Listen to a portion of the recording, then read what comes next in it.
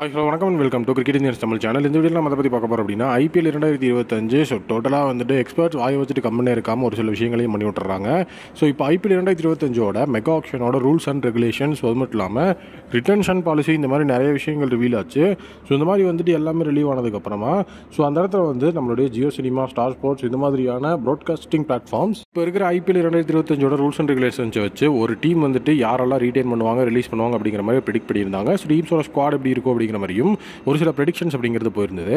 So அதில் தான் star ஸ்போர்ட்ஸ்க்காக Mohammed Kaif வந்துட்டு அங்கே பங்கேற்றிருந்தார். ஸோ அவர் வந்துட்டு ஆர்சிபியோட ஸ்குவாட் எப்படி இருக்கும் அப்படின்னு சொல்லி லாஸ்ட் இயரோட ஸ்குவாட் அனலைஸ் பண்ணிவிட்டு ஸோ அந்த ஸ்குவாட்லேருந்து ஒரு சில மாற்றங்கள் வேணும் அப்படிங்கிற மாதிரி சொல்லி அவர் என்ன சொல்லியிருந்தாருன்னா, இந்த ஐபிஎல் 2025 அப்படின்னு பார்க்கும்போது கண்டிப்பாக ரோஹித் சர்மா ரிலீஸ் ஆகிறதுக்கு சான்ஸ் இருக்குது.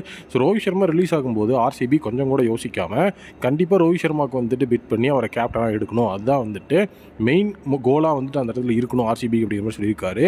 So first of all Rohit Sharma release ஆகிறதுக்கு வாய்ப்பு இருக்கா? ஏன்னா வந்துட்டு பிரைமரி விஷயமே அதான், ரோஹித் சர்மா வந்து ரிலீஸ் ஆனால் தான் ஆல் அவுட்டாக பிட் பண்ண முடியும். ரோஹித் சர்மா ரிலீஸ் ஆகிறதுக்கு வாய்ப்பு இருக்கா அப்படின்னு பார்த்தீங்கன்னா ஐபிஎல் 2025 அந்த ஆக்ஷன் ரூல்ஸு, ஸோ அது மட்டும் இல்லாமல் இப்போ இருக்கிற அந்த ஆர்டிஎம் விஷயம் எல்லாத்தையுமே எடுத்து வச்சு பார்க்கும்போது கண்டிப்பாக வந்துட்டு மும்பை இந்தியன்ஸ் வந்து இந்தியன் பிளேயர்ஸை மட்டும்தான் வந்துட்டு ரீடைன் பண்ண போகிறாங்க.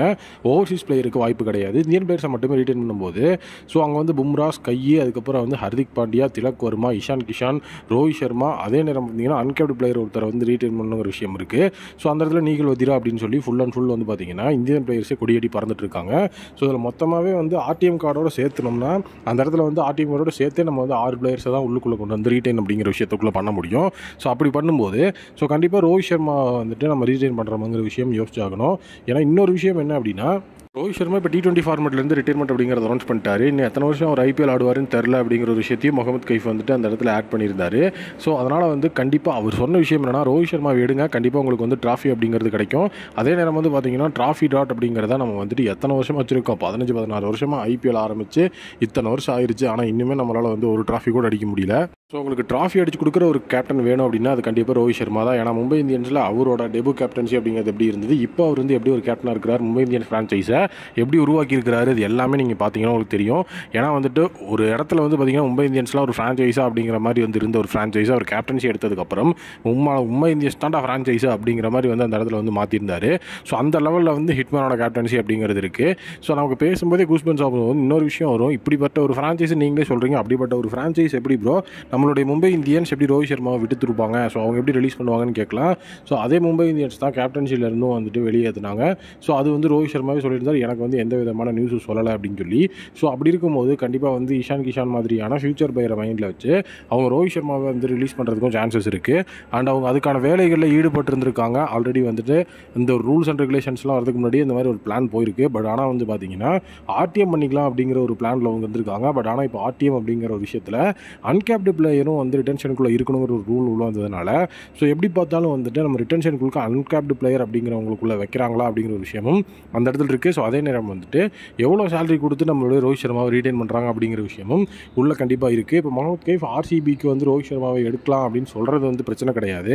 ஸோ நம்மளோட சேலரியை கொடுத்து அவர் உள்ள ரீடைன் பண்ணிட்டா மும்பை இந்தியன்ஸுக்கு எந்த பிரச்சனையும் கிடையாது. அப்படி இல்லை அப்படின்னா ஆல்ரெடி அவரோட கேப்டன்சிக்காக 3 ஃப்ரான்ச்சைசஸ் வருஷ கட்டி நின்றுட்டு இருக்கு.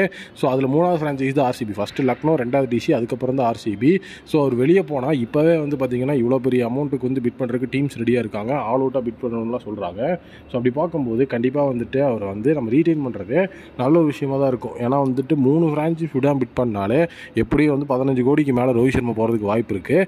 ஸோ அதுக்கு வந்து பேசாமல் நம்மளே வந்து பார்த்திங்கன்னா ரோஹித் சர்மா ரீடைன்மெண்ட்டே போயிடலாம். அதே அமௌண்ட்டு தான் நமக்கு வரப்போகுது. நம்ம திருப்பி வந்துட்டு ஆக்ஷனுக்கு போய் எடுக்கணும்னாலும் ரோஹித் சர்மா அந்த ஒரு செட் ஆஃப் அமௌண்ட் கொடுக்காம நம்மளால் எடுக்க முடியாது. ஸோ அதனால் வந்துட்டு இவ்வளோ பெரிய பிரச்சனைக்குள்ளே போய் அந்த இடத்துல வந்து எதையாவது ஒன்று பண்ணி அதுக்கப்புறம் வந்துட்டு ரோஹித் சர்மா எடுக்கிறதுக்கு ஸோ நம்ம வந்துட்டு ஈஸியாக வந்து ரிட்டன்ஷன் அப்படிங்கிற ஒரு விஷயம் நமக்கு இருக்கும்போது அதை வந்து ஜாலியாக வந்து எடுத்து ரீடைன் பண்ணிட்டு ரோஹித் சர்மாவை ஜாலியாக வந்து வச்சுட்டு நம்மளும் வந்து ஃபேன்ஸ்குள்ளே எந்த விதமான ப்ராப்ளமும் இல்லாமல் போயிடலாம்.